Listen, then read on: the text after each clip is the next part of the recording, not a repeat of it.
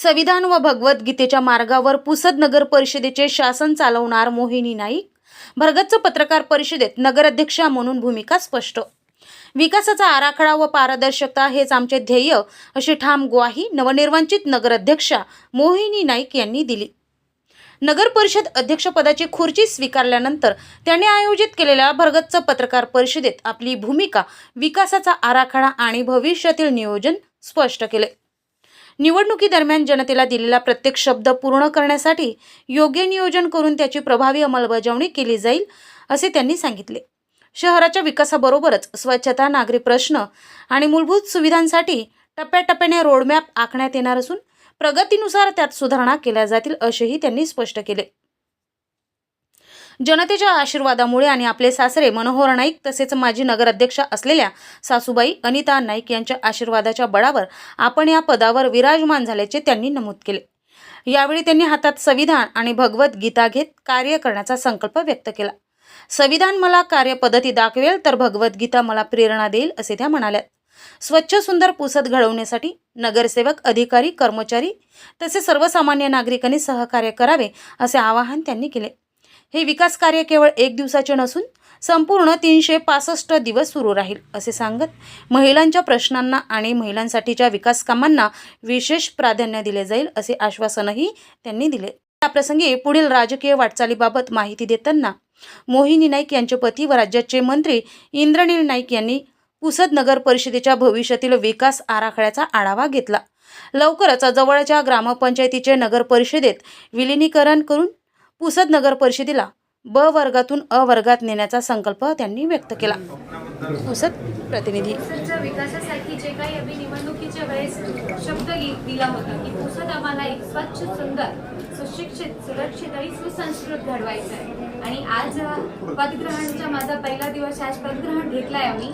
तो आज मी सगळे HODला आणि CO साहेबांना भेटून एक आढावा करणार आणि त्याच्यानंतर जे आम्ही दिलेले शब्द आहेत त्याला कसं पाळावं लागणार आणि त्याचं कसं नियोजन करायचं आहे ते नियोजन आज सगळे बैठक करून आम्ही ठरवणार की काय, कोणती पद्धतीने कसं आम्ही, माझा संकल्पना तसं पण आहे की सगळ्यापेक्षा चांगला वॉर्ड कोणता राहणार, सगळ्यापेक्षा चांगला प्रभाग कोणता आहे, त्याप्रमाणे नगरसेवक पण चांगलं काम करू शकणार आणि ते त्यांच्या सगळे चांगले काम करून ते दाखवणार त्यांच्या प्रभागाला आणि वॉर्डला नंबर 1 वर आणण्यासाठी.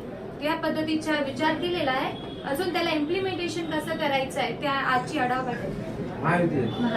उपाध्यक्ष सभापतीचं वाटप कसं आहे? म्हणजे मी आपल्याला सांगतो, उपाध्यक्षपद हा भाजपला एक जाणार आहे आणि ते पूर्ण 5 वर्षासाठी.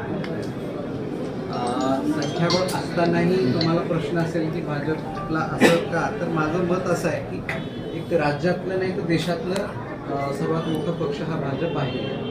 आणि सन्माननीय मुख्यमंत्री देवेंद्र फडणवीस साहेब, दोन्ही उपमुख्यमंत्री आणि आपले नेते सन्माननीय अजितदादा यांच्या नेतृत्वाखाली आपण तिथे महायुती म्हणून चांगल्या रीतीने महाराष्ट्र काम करतोय.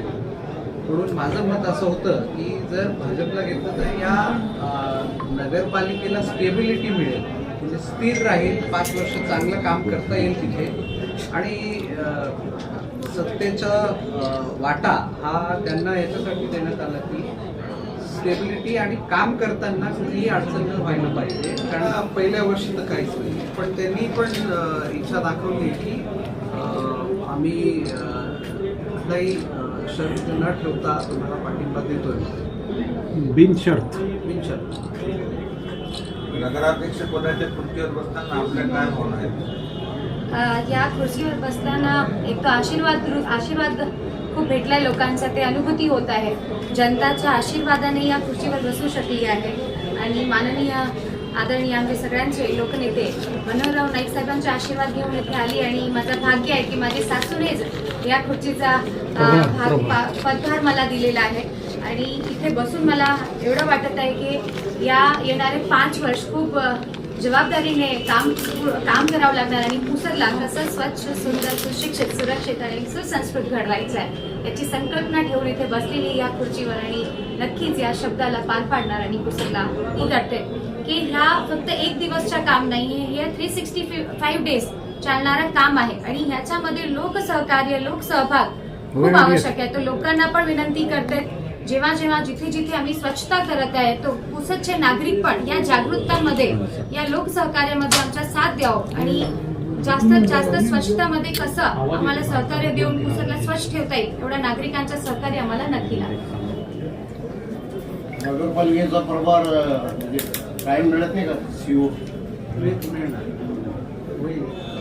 मला वाटते फाईल मुख्यमंत्री साहेब नगरविकास मंत्री यांच्या ऑफिसला आहे ऑलरेडी, पण एकामागे एक आचारसंहिता असल्यामुळे त्यांनी ती काढलेली नाही आहे आणि ते स्वतःही प्रचारामध्ये बिझी असल्यामुळे, पण लवकरच होईल. यवतमाळ जिल्ह्यात 16 तालुक्यापैकी ब नगरपालिका आहे. त्याला अ करण्यासाठी तुम्हाला हद्दवाढ करण्यासाठी तुम्ही प्रयत्न करणार काय किंवा ठराव केला. याच्या पहिले समिती झाली, त्यानंतर प्रोग्रेस नाही लागला. मंत्री मोदी साहेबांनी वारंवार सांगून हद्दवाढ करणार. नाही, हद्दवाढचा विषय हा महत्त्वाचा आहे. कुठलीही नगरपालिकेला जर अ करण्यासाठी किंवा त्याला वाढवण्यासाठी, नगरपालिकेचं काम चांगलं करण्यासाठी त्याला आपल्याला हद्दवाढ करणं आवश्यक असतो.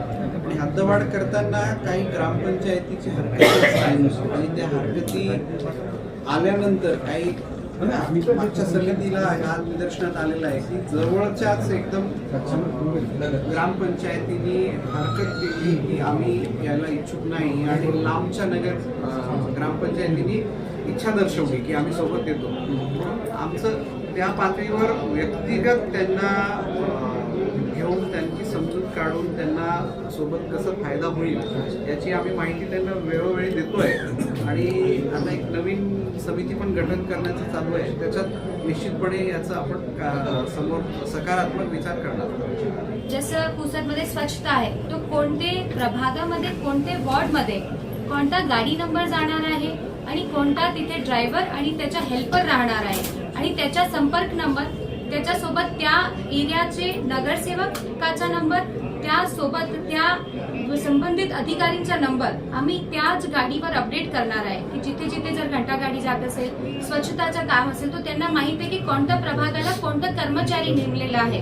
आपल्या पुसद नगर परिषदमध्ये आता एकूण 170 परमनंट कर्मचारी आहे स्वच्छतासाठी आणि कॉन्ट्रॅक्ट बेसवर काहीतरी वेगळे आहे. अजून माझा अभ्यास या विषयावर झाला नाहीये, पण आतापर्यंत मी विचार केलेला आहे की जनताला जागरूकता आणि पारदर्शकता राहिल्यासाठी आम्ही सगळेचकडे नंबर आणि ते पब्लिश करणार की लोकांना कळेल की काय पद्धतीने काम सुरू आहे आणि कसं काम सुरू आहे. विकासासाठी विरोधी पक्षांच्या प्रभागाकडेही आपण प्राधान्यक्रम देईल का? प्राधान्यक्रम जी, पुसद नगर परिषदची नगराध्यक्ष आहे मी. पुसद तालुका, पुसद मतदारसंघाचे मंत्री महोदय मंत्री आहे. तो पुसद पूर्ण आमचा आहे. पूर्ण पुसदचा विकास करणार आहे. पुसद शहरात सिग्नल लावलेले आहे प्रत्येक चौकात 2 ठिकाणी. तिथं गर्दी लई होते आणि रोड लहान पडतात. त्याच्याबद्दल आता आपण काय करणार?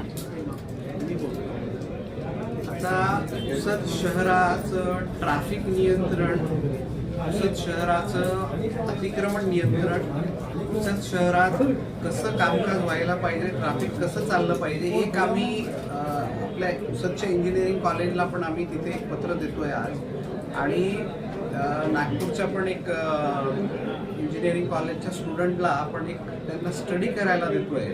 अभ्यास करून आम्हाला ठोस पाऊल द्या की 20 वर्षासाठी काय करायला पाहिजे की आमच्या पुसदला ट्रॅफिक सुरळीत राहायला पाहिजे, अतिक्रमण हा व्यवस्थित राहायला पाहिजे, कोणाचंही नुकसान न करता आपल्याला सर्व सुरळीत कसं करता येईल. आणि जनता जेव्हा गावात फिरते तेव्हा जनतेला जे त्रास मागच्या काही दिवसात झालेलं होतं त्यातला म्हणजे नगरपालिका कुठलेही सदस्य अस्तित्वात नसल्यामुळे आपल्याला भरपूर निर्णय तिथे घेता आले नाहीये मागच्या वेळेस. आणि मागच्या 1 वर्षापासून आपल्याला लोकसभा असेल, विधानसभा असेल, नगरपालिका असेल, महानगरपालिका, आता जिल्हा परिषद आहे ना, या निवडणुकीला समोर जावं लागलं. म्हणून भरपूर काही थोडंसं डिले झालेलं आहे, ते लेट झालेलं आहे. म्हणून माझं मत आहे की या चांगल्या एजन्सीला किंवा चांगल्या कॉलेजच्या स्टुडंटला जर आपण असं काम केलं तर ते निःशुल्क काम करतात. कारण त्यांचा प्रोजेक्ट रिपोर्ट तयार होतो. या प्रोजेक्टमध्ये चांगल्या रीतीने त्यांनी आपल्याला जे त्याचं सोल्युशन काढून देणार आहेत.